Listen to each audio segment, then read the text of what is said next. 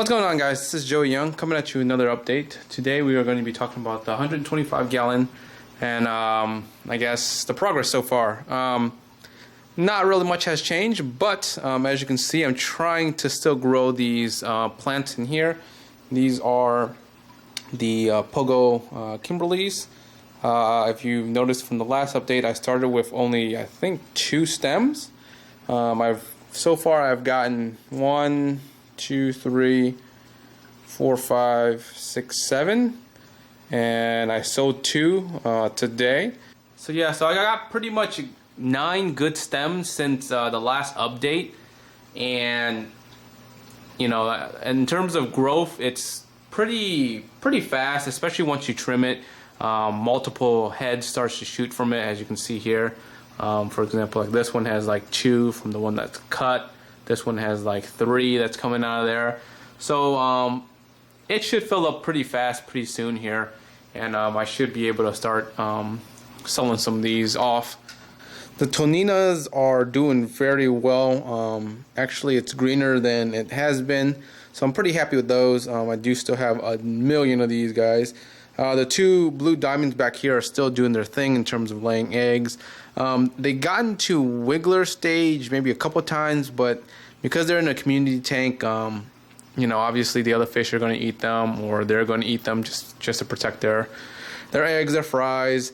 So they're doing their thing back there. They've been laying in the same consistent spot for the past, I don't know, man. They've laid at least like 20 plus like sets of eggs. It seems like they go at it every like 2 or 3 days. I don't know how they're doing it back there, but they're doing their thing.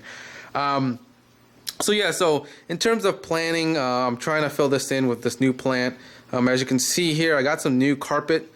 I've never been able to grow carpet in this plant without these other fish here like pulling them up. Like they always seem to like get in there and rip up everything.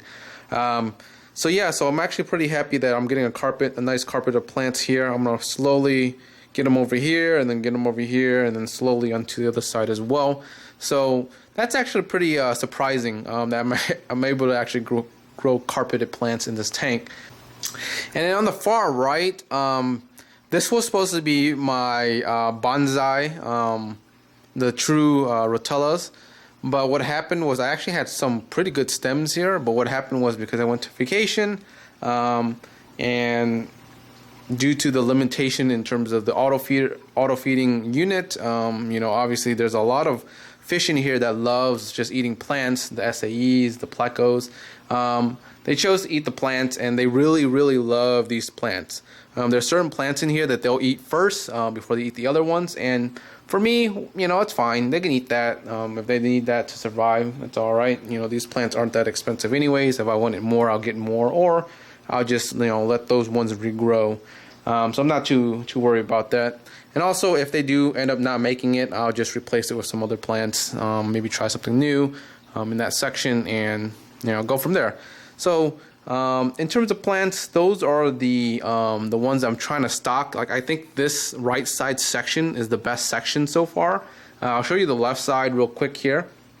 And as you can see on the left side, I'm trying to grow basically a forest. That's the whole theme of this thing, is trying to get forest growth in here. These are a Pogo. These are another strain of that. I forget what they're called. And then these are the curlies. Actually, all this is the Rotala curly or tornadoes. A couple of new ones that I'm trying to bring back. These are the Rotala Sunsets. I really don't have much success with these plants for whatever reason.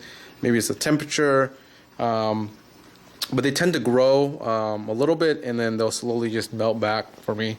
So I'm going to assume it's temperature, and I can't really get those to grow really well in my tanks, in my Discus tanks at least. And then the old plants back there, they're just sitting in the back.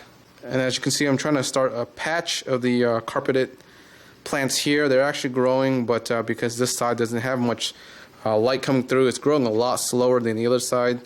But yeah, in terms of plants, that's pretty much it. As you can see, there's so much like plants that it's kind of like just taking over the top, which I'm cool with, you know. I like the forest look anyways. But in terms of the fish, The fish are all the same fish. There's not, you know, anything different. This guy here, he's gone through a lot. He went through pretty much every kind of disease you had in terms of a discus. I quarantined him for almost like 2 months, and he's actually finally been able to go back into this tank. As you can see, he doesn't look too you know, bulky or too big in terms of compared to the other discus, but this is actually, you know, one of his better days versus when I actually found him. They tend to go through some random stages, you know, in terms of diseases, and if you don't catch it early, it could be a little too late for them. But I don't know if he was in like a later stage of whatever he gotten. And I kind of did multiple water changes, you know, for him in his quarantine tank, went through the treatments. And, you know, I didn't really see anything other than, you know, he was really skinny. He was eating really well in the quarantine tank. So he was in there for 2 months, like I said. After all the treatments, he was eating really well. And I decided to put him back in here to get, you know, familiar with the other discus. And hopefully he'll bulk up. But yeah, so other than him being really skinny, the other ones are all fat and just healthy and just eating. Let me kind of pan this to the middle because the discus likes to be in the middle. All right, here are the discus. They like to be in the middle just because on the outside of the tanks, you know, on the outer rims are all the plants. I try to keep this generally open or opener just because a lot of the shade is going to be in this area and the plants don't really grow that well anyways. So normally that area is a lot opener and the fish likes to chill there. And plus the auto feeder unit's right here, so they always hang out right here. When the food gets dropped, they'll attack that like right away.